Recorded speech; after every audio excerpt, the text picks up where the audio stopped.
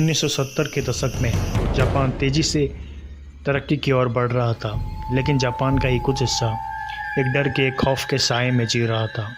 डर एक ऐसी चीज़ का जिसे वो नहीं जानते थे।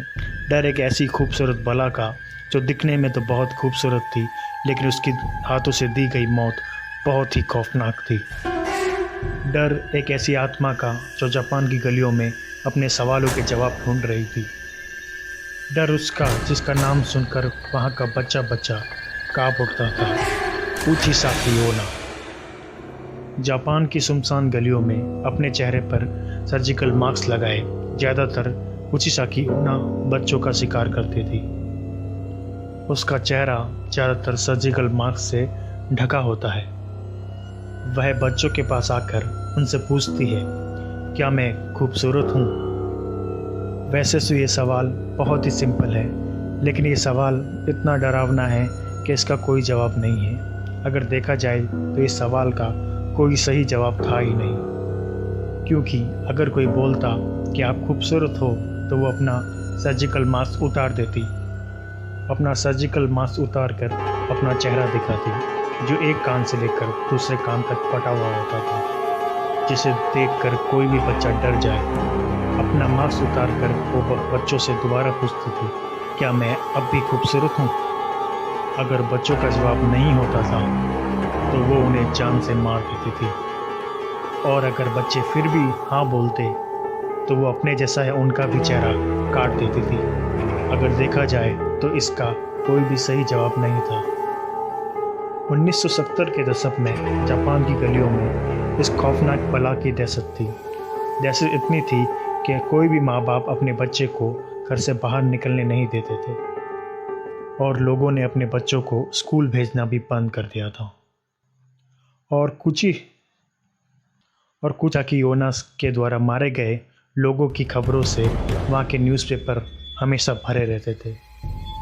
उस समय कई लोगों ने इस चुड़ैल को देखने की बात कही है, और इसका खौफ इतना था कि सरकार ने स्कूली बच्चों को घर से स्कूल जाने के लिए पुलिस का बंदोबस्त किया हुआ था।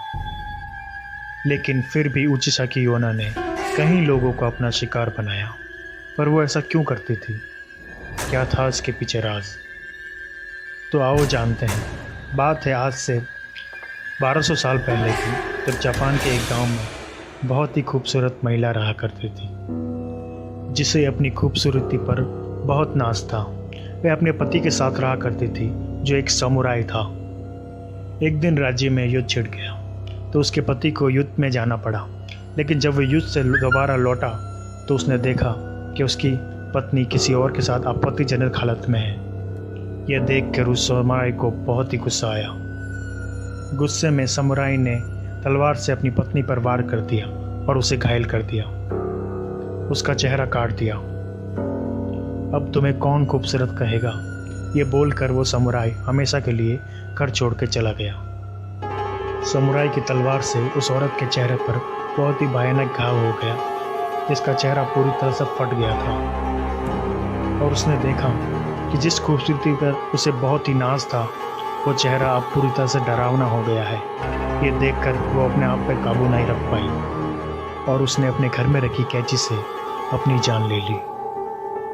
वह खूबसूरत औरत मर गई और सबको लगा कि कहानी ख़त्म हो गई। लेकिन 800 साल बाद वह फिर से जाग गई और बन गई एक दहशत, जिसे कहते हैं उचिसाकी ओना। आज भी कुछ लोगों का मानना है कि उचिसाकी ओना आज भी जापान की गलियों में घूम रही है अपने अगले शिकार की तलाश में। तो दोस्तों, ये थी उचिसाकी ओना की एक सच्ची कहानी। आपका इसके बारे में क्या राय है? कमेंट बॉक्स में ज़रूर बताएं। इस वीडियो को शेयर करें, चैनल को सब्सक्राइब करें, ताकि ऐसी ही वीडियो आपको रोज़ मिलती रहे।